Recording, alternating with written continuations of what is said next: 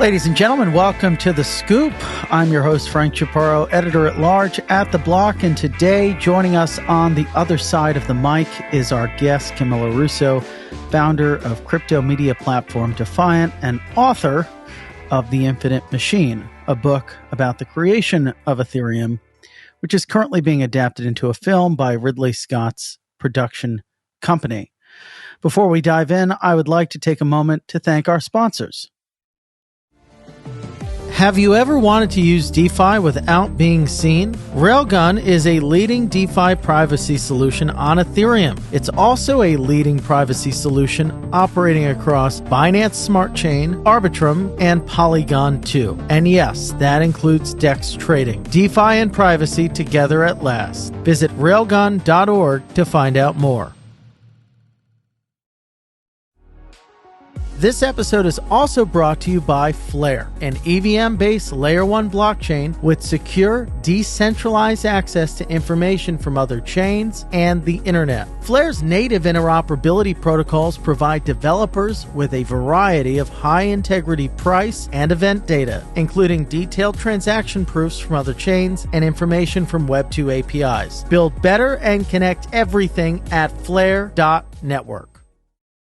All opinions expressed by hosts and podcast guests are solely their own opinions and not necessarily those of The Blocks. Podcast guests may have taken positions in the assets or other matters discussed in this podcast. This podcast is for informational purposes only and should not be relied upon as a basis for investment decisions. For full terms, visit theblock.co/terms-service.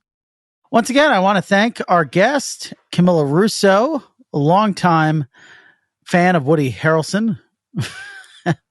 Got that. I just learned who he is, but yeah, exactly. Long time, 15 minutes ago. Camila, thanks for coming on the show. I guess before we kind of dig into the work you're doing, you obviously, I think since 2014 have been, or maybe 2013, have been covering crypto and Ethereum. And obviously the world of decentralized finance is the bread and butter of what you guys are working on over at Defiant. Maybe we can start with some of the things you're watching, some of the trends you're keen to see unfold in 2023 before we venture into some other topics. Yeah, so let's see. The trends I'm watching, excited to see this year is, biggest theme is what comes out of this bear market. I think in DeFi, the most important kind of foundational primitives were built in the 2018-2019 bear market. That's when we saw kind of collateralized lending, DEXs being built. And in the bull market, it just seemed like there wasn't so much innovation happening. It was like everyone copying each other and making marginal improvements on what had already been built. And I think that happens in bull markets because it's just easier to make money and to do well without having just like huge breakthrough innovations. But that's not the case in bear market. So I'm excited to see what kind of big breakthroughs come from this cycle. And I think one thing that's been just like, I think bubbling to the surface is real world asset protocols. These platforms that are enabling loans backed by things other than collateral with crypto. So, things like Centrifuge, Maple Finance, and others. It's a tough problem to solve because, you're backing loans with things that are not on-chain. So that's a big challenge to solve. But I think that pocket in DeFi has a lot of potential to just, open up the space to a broader audience. So looking forward to that. And I've been looking forward to seeing more development in decentralized identity for a while. And it's just been hard to see that take off. Like, I think there has been a lot of thought on how to make that work. And again, like the challenge is getting something like a credit score, like information that's off-chain to kind of quantify an individual's creditworthiness on-chain. That's kind of the tough problem to solve. But I think that will be really necessary for DeFi to become mainstream, for people to have their own kind of on-chain identity. So those are two things that I'm hoping we'll see more developments in this bear market. Do you remember back in like 2017, I think it was, or 2018, when Vitalik said that he didn't think that the crypto market deserved, at the time, I think it was a $500 billion market cap. Yep. Now we've gone through a few more cycles since then. Are you disappointed in the state of the crypto market right now? There's a lot of anxiety out there, especially coming out of 2022.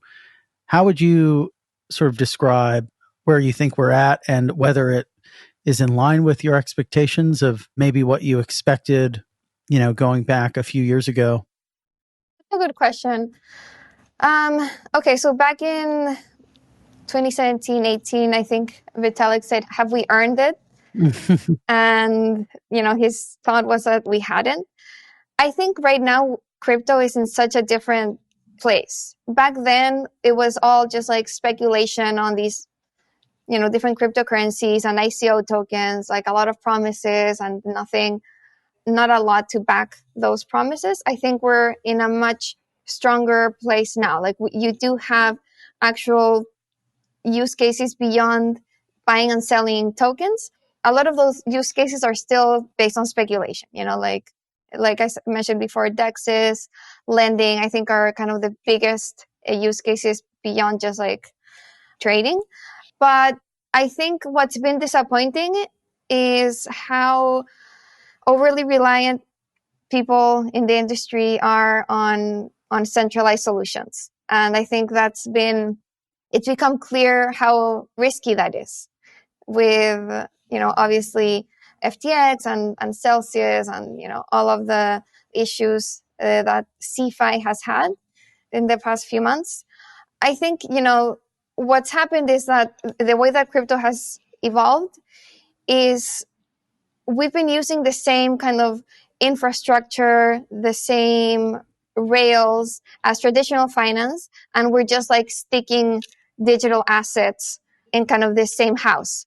For crypto to really achieve this kind of alternative financial system dream, it'll have to update the house too.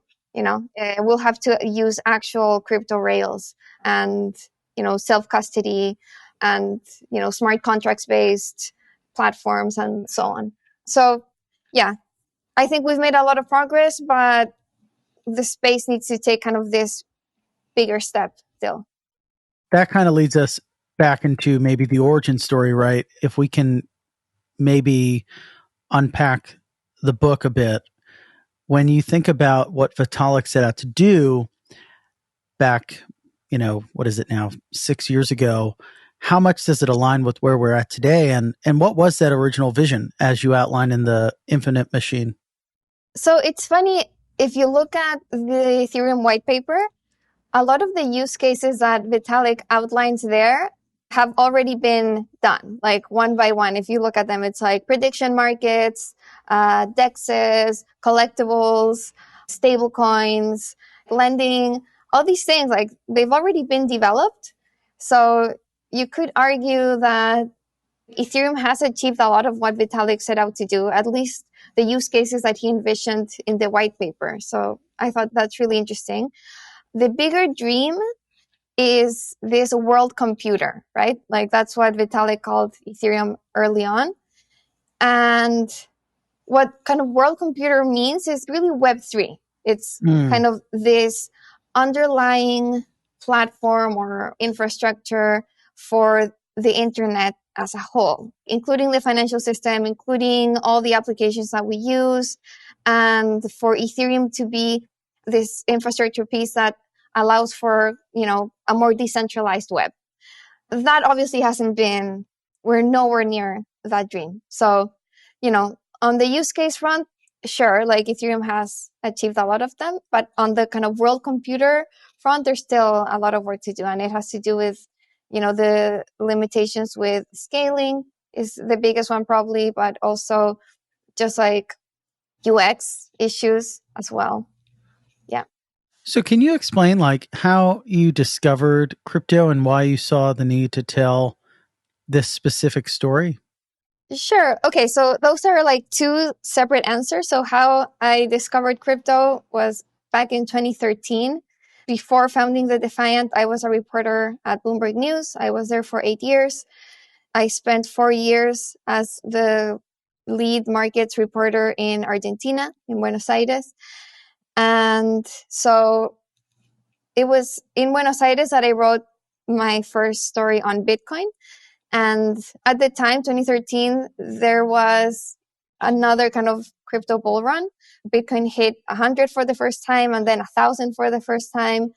And Argentina, having all its issues with inflation and currency controls, it always, had a really strong Bitcoin and crypto community. So I picked up on that. An Argentine colleague actually from another office told me to look into, hey, like there's this group of like Bitcoiners that is really growing in Argentina. So I took a look, and researching for this story, I became really excited about crypto. I was like, wow, like there's this currency that doesn't rely on central banks and financial institutions. It sounds really revolutionary. And I was earning my own salary in Argentine pesos. So I was hurting from inflation and currency controls myself. So seeing that, I could just like freely have Bitcoin without anyone telling me no, that just kind of blew my mind. So I was interested in crypto ever since, but I really started covering it daily in 2017 in New York.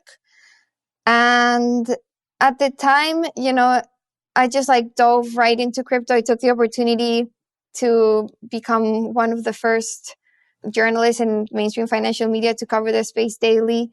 And at the end of 2017, I'm sure you remember, it was like, what the hell just happened? Like, it was just such a crazy time. And as a writer or like as a journalist, I was always on the lookout for a book idea. Like it had always been my dream to write a book. So end of 2017, I thought, this is crazy, this crypto space. I just witnessed something. It's probably going to go down in history, this boom. So there has to be a story here. And then I just looked at, what the biggest story was. And I thought, so there's Bitcoin, but then there's this new cryptocurrency, Ethereum, that's even more ambitious than Bitcoin. That's kind of really taking the space further. Like Bitcoin is trying to be decentralized money. Ethereum is trying to be decentralized everything. And it had fueled the ICO boom. Like it was on Ethereum that all these ICOs were, being issued. So I thought, okay, nobody has told this story on Ethereum. So it's just a perfect book idea. So that's where that came from. What were some of the, major surprises that you came across in reporting out that story? Well, coming into the Ethereum story, at the time, there was like really nowhere you could read or see what the foundation had been like.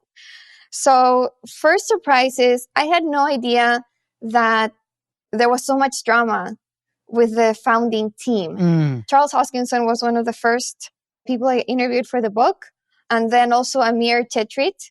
And they happened to be the two co-founders that were kicked out or left the earlier group. And so that was really surprising, like the fallout with the founding team, all the drama that happened there, the tension with those who wanted the nonprofit foundation versus a for-profit company. All of that, I had no idea going into kind of researching the book. And it was, this tension was really at odds with the image that Ethereum had, which is like these like rainbows and unicorns and like all happy family kind of vibe that you found at hackathons and conferences. So that was really surprising. What was at the root of the drama? I think like a few things. Like one is 8 co-founders is a lot, Yeah. like you hear of startups having issues with just 2 co-founders, and there's like always fights and, lots of stories with fallout. And imagine 8 really big egos competing for, attention and their roles and so on. So that was a big part of it. And I think they had different visions on what they wanted Ethereum to be. What were the competing visions there? Yeah. So like Vitalik Mihai Alisi and others, they wanted Ethereum to be an open source, free protocol. And they would run a foundation to encourage kind of building on top of this open source protocol. And then there was the for-profit vision. And, Charles was kind of an advocate for that. Amir Tetrid as well. Joe Lubin he kind of leaned for the for-profit, but then ended up supporting the non-profit idea. But that was kind of the for two the Ethereum visions. Foundation specifically, right? Yeah, it was, are we building a foundation to encourage building on top of this open source platform? Or are we building a company, a for-profit company that's going to make tons of apps on top of this protocol? Kind of like what Consensus became. So those were the two visions. In the end, Vitalik was asked to make the call. It was just a very contentious moment that became known as the Red Wedding moment. Like the 8 co-founders and other people working on Ethereum met at the house that they shared in Zug in Switzerland. They sat around the table. Vitalik said, I know there's a lot of tension. Let's air our grievances. Everyone just exploded with their complaints and, what they thought the future of Ethereum should look like. And some people wanted Charles to leave. So at the end of that, Vitalik had to make the call, and he decided that Ethereum would be a nonprofit foundation. Maybe we can talk a little bit about the character of Vitalik in the book, and then obviously in the upcoming film. Obviously he's got an insane intellect, but as a person, at least my impression, but maybe yours is different in reporting out the book, he's a bit demure, very, seems sort of, maybe easygoing isn't the right word, but not aggressive, right? So how does that type of personality kind of galvanize an entire community of tens of thousands around him, in addition to sort of having power coalesce around him? Yeah, you asked kind of what surprised me, and that's one of the things that surprised me too, just the character of Vitalik, because he was so young too at the time. He was only 19. He was funny. 19? Yeah. He was 19. He, has this very shy personality. He, is just very awkward in social situations, very much an introvert. And so, to be leading this group of, co-founders, but also this big community, and making these really big decisions, on the direction of Ethereum, it's a lot for any teenager. And I think the reason why he just inspires and is just this natural leader is because of his intellect. That, his ideas, and because you get the sense that they come from a very genuine place. So because of Vitalik's actions, you don't see him having any agenda other than, okay, what's best for Ethereum? And I think that draws people in, It's okay, there's this genius that created this completely new blockchain from scratch, and everything he does is thinking about what's best for this platform. So you don't get the sense that he's going to, that he's doing anything for even his own self-interest. So that means that people just trust him with leading this, because he's just going to do what's best for everyone. Have you ever wanted to use DeFi without being seen? Railgun is a leading DeFi privacy solution on Ethereum. And it's also a leading privacy solution operating across Binance Smart Chain, Arbitrum, and Polygon too. Shield your funds and use them privately on your favorite DeFi apps. Railgun's cutting-edge zero-knowledge system encrypts your data from public view. And yes, that includes DEX trading. DeFi and privacy together at last. Visit railgun.org to find out more. This episode is also brought to you by Flare, an EVM-based Layer 1 blockchain with secure access to information from other chains and the internet. Flare's State Connector acquires detailed transaction data from blockchains and information from Web2 APIs in a decentralized way, so it can be used securely, scalably, and trustlessly in applications running on the network. Paired with the Flare Time Series Oracle for decentralized price and time series data, Flare delivers a developer-focused blockchain with secure native access to more off-chain data than ever before. Build better and connect everything at flare.network. Finally, we want to thank leading VPN provider NordVPN. You know, my grandmother always used to say, show me a man's calendar and his checkbook and I'll tell you everything I need to know about him.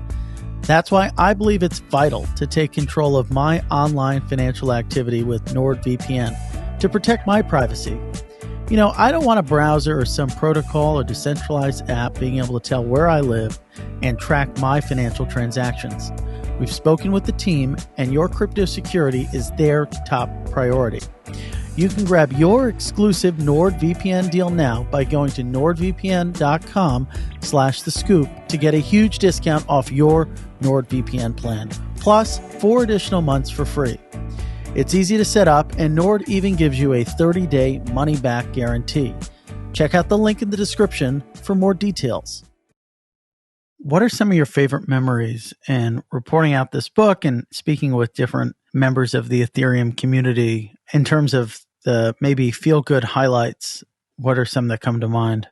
I had the best time reporting this book. I traveled a lot. Like, I tried to do a lot of the interviews in person. So I traveled to Colorado to interview Charles. I interviewed Gavin Wood in Berlin. I interviewed Vitalik twice, the second time in Waterloo in Canada.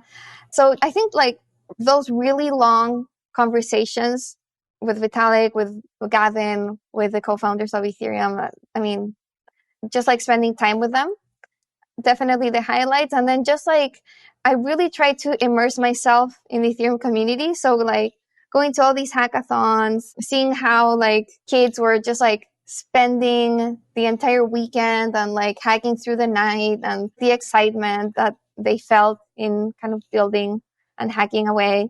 Yeah, that really stuck with me. Just like that color around the founders.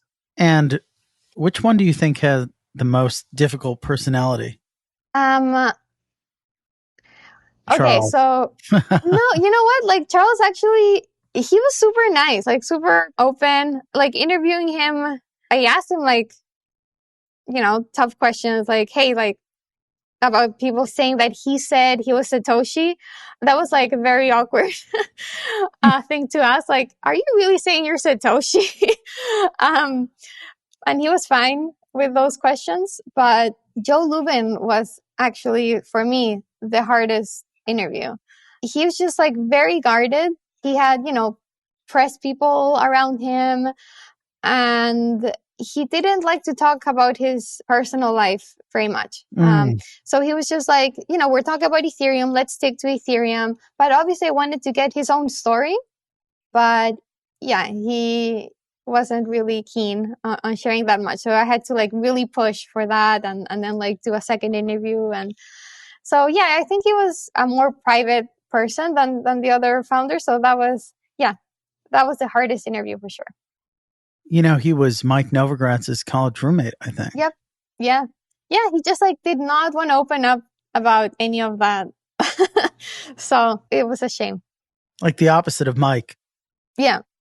Who will tell you anything, including, I think there was the recent Bloomberg headline that he's keen to punch Sam in the face or something to that respect. I missed that. I'm sure. That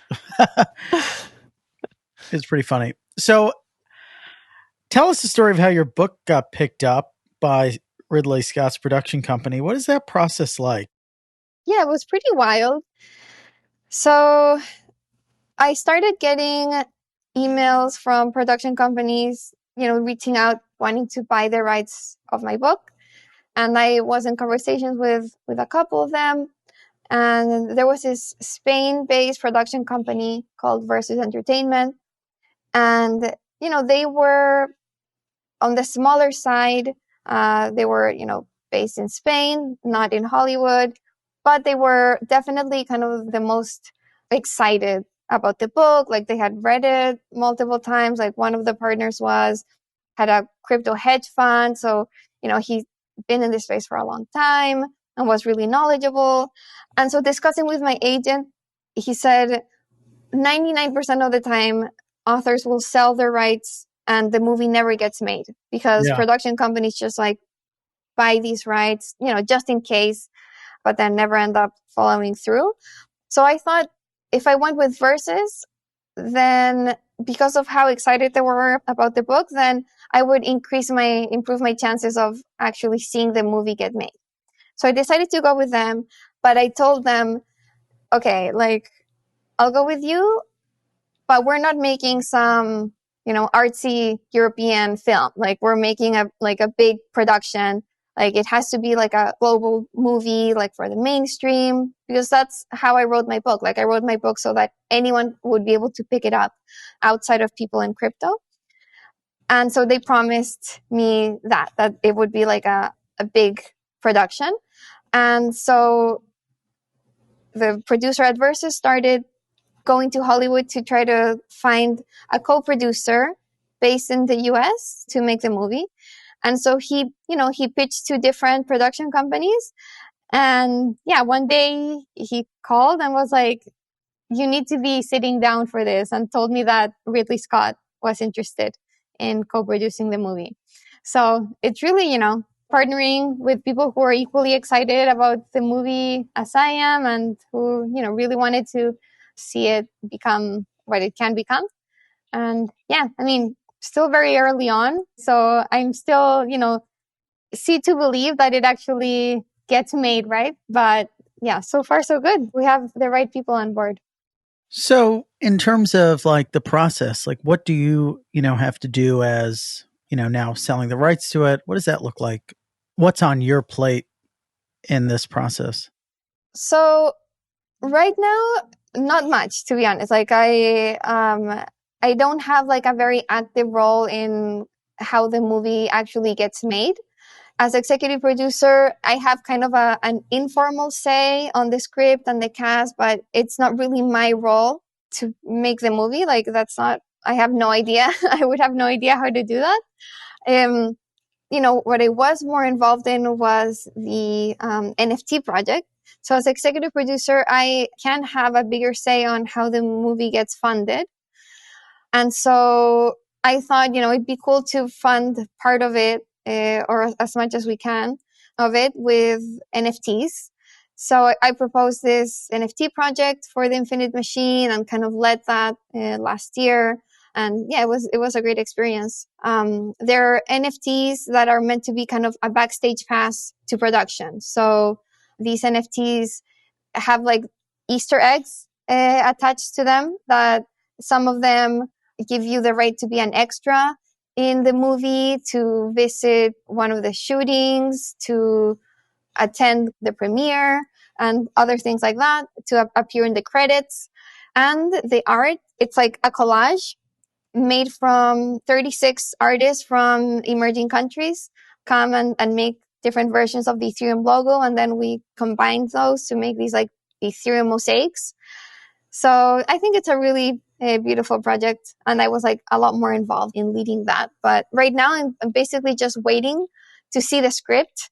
So very nervous to kind of, and excited, but also nervous to see how that turns out. What do you think some of the pivotal scenes will be? Or would you like to see on screen? Yeah, so I mean, what I mentioned before, this kind of red wedding scene will be a big one. I think early in the Ethereum story, most of the founders get together in Miami for a Bitcoin conference in, when was it? 2014, I think. Yeah. When Vitalik announced Ethereum to the world. And this was the only time that all of the founders except Mihai, who couldn't get a visa to travel to the US, and had to stay in Romania. But most of the founders were together for the only time in Ethereum history. So the Miami house and then the DAO. What happened at the Miami house?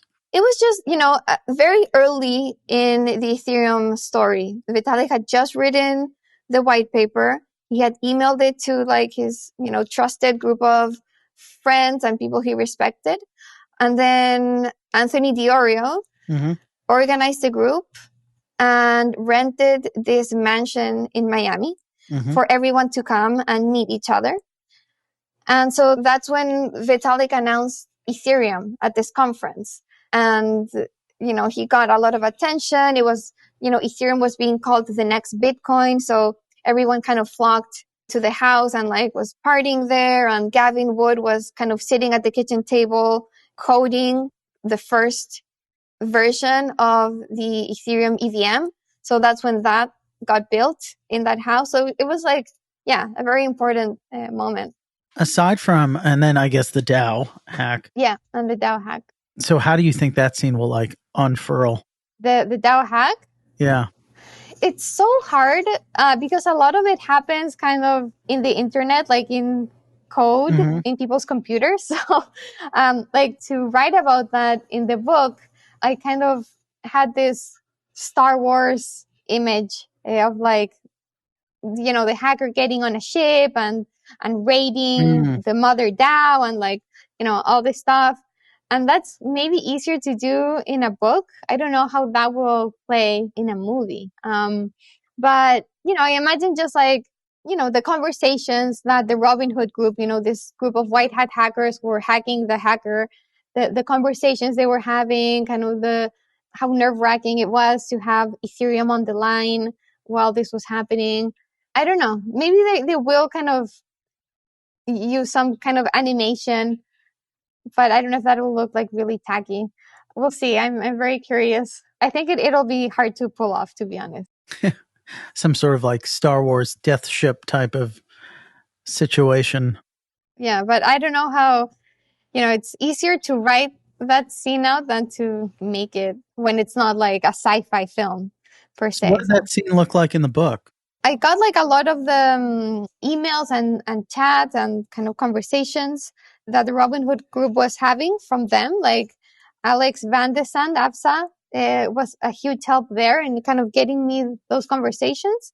So I relied a lot on that, on kind of what this group was saying.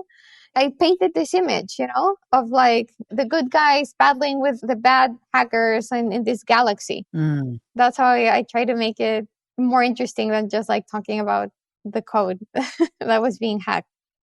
Are there any lessons you think that should come out of reading this aside from like the underpinning storyline and, history? Are there any lessons readers should take away from it, or did you intend for them to take away from it? I think, the obvious kind of big takeaway that I hoped people would get from the book is just this idea that there is an alternative that's being built, an alternative financial system and an alternative internet that has this decentralized underpinning, and that it's not fantasy, it's actually being built, it's working. And so hopefully people who read it will be inspired to at least learn more about it and hopefully kind of experiment and check it out and be curious about what crypto is. This idea that, crypto can be good, can be a tool that improves people's lives. A lot of my views on crypto come from, like I said, from my experience in Argentina. And I think we sometimes forget that crypto can be a tool for freedom, for financial freedom. And maybe that's not as evident in the US because, you usually don't have problems with your bank or with your government telling you, oh, you can't do this or you can't do that with your own money. But I think in the majority of the world, that's not the case. And we even saw it in Canada, of all places, happen with kind of the truckers and so on. So it's not so far-fetched that it can happen here at some point. So, just getting that idea out there that there's an alternative that's possible and that's being built. So that's kind of the big takeaway with my book. And then, there's some kind of smaller lessons on kind of building a startup and, what we've been talking about, big egos and too many founders and having different visions. So I think Vitalik can set a really good example for founders of having just a clear vision and sticking to it and, making whatever hard decisions you need to see it through. That was a big lesson for me, actually. Whenever I have to make a big decision, I actually do think of Vitalik kind of firing, not firing, but like telling Charles to go. Gavin, who was his like partner from the start, Ming Chan as well, like all these like very important people in the journey who, for some reason or another, had diverging views from like the original vision. In the end, Vitalik stuck to what he thought was best for Ethereum. So I think that's a good lesson for founders. And it's kind of helped inform your decision making there at the Defiant. Yeah. How better of a tutor can you have?